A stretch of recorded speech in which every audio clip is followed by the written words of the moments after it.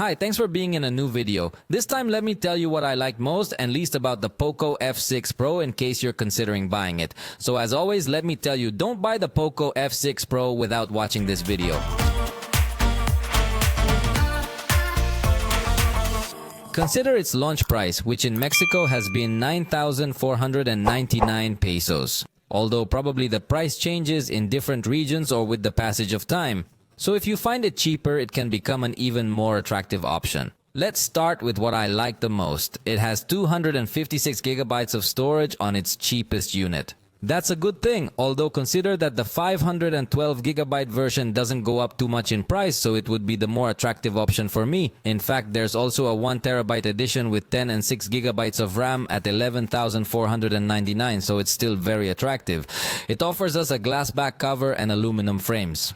With this, POCO has finally incorporated more premium materials in its devices, which is good, this being its highest-end device at present, at least within Mexico. It also has Gorilla Glass Victus, a level of protection for the screen that is normally used in much more expensive devices. It also has infrared for use as a universal remote control, so through a simple tutorial you can set up your TV or your air conditioner or anything. The screen has a very high resolution that gives you 526 pixels per inch. It is an exaggerated detailed screen that also has very small bezels. It also has a feature called adaptive colors that's going to change the white balance of the screen based on the white color of the environment, giving you a much more natural viewing experience, and it's something that very few Android devices incorporate and most are much more expensive devices. It also brings good support for Bluetooth audio codecs, so you can enjoy high-resolution audio with LDAC, LHDC, or aptX. It is capable of recording video in 8K at 24 frames per second or 4K at 60 frames per second.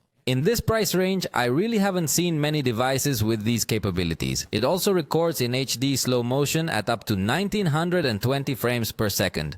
That's a level of slow motion that very few devices support, although it's not that high a resolution, but considering its price, I think it's fine. It also has a multi-camera mode that allows you to connect multiple devices to a tablet to record from different angles. It's quite advanced in terms of ecosystem. It also integrates a very good dual recording mode that allows you to switch between split screen mode, picture-in-picture mode, the main camera, or the front camera.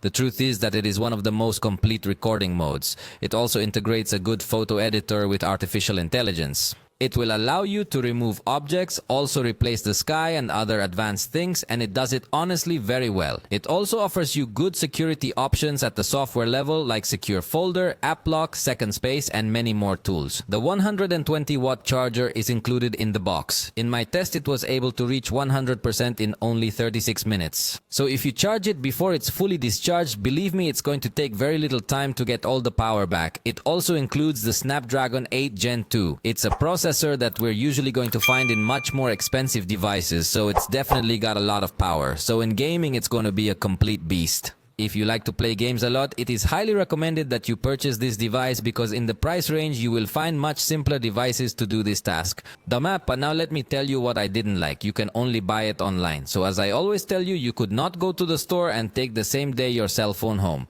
If you are afraid to buy online, maybe you will have to consider other options. Although it seems to me that in the official Xiaomi stores you could find it physically, but there are very few around the country. It integrates a one-handed mode that I personally dislike a lot, as it only shrinks the screen on the vertical axis, but horizontally no. So it gets a little complicated to reach some other areas of the screen. It does not have Google's extended unlock feature. It only brings smart unlock through Xiaomi devices, so it doesn't have such advanced features in this aspect.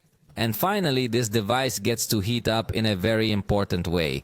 So despite being a specialist in games, if you like to play with very high graphic qualities, the heating may start to be noticed too much. So ideally, you'd want to play on slightly lower graphics qualities, but it's still very powerful and still a very good tool for gaming. And as you notice, I didn't mention much about the camera, either for or against, as in this case, I think it's what one would expect in this price range. But that's very curious because little, generally given a somewhat bad experience in cameras, now seems to have evolved and improved in this aspect. If you already bought it, let me know how much it cost you. For the moment, we have reached the end of this video. If you liked it, you know you can let me know, and I'll see you next time.